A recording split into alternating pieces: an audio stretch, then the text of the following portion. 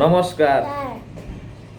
आज हामी बिदाको दिन सदुपयोग गर्दै बाबा छोरी र एउटा साङ्गीतिक कोसेली लिएर आएका छौँ तपाईँहरूको माझमा। स्वीकार्नुहोस्।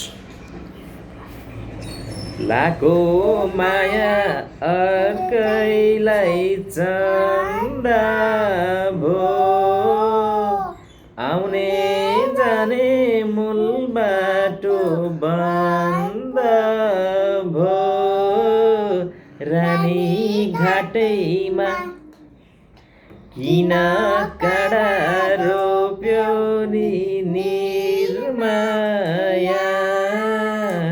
आउने बाटोमा किन काँडा रोप्यो नि निर्माया, आउने बाटोमा। धन्यवाद।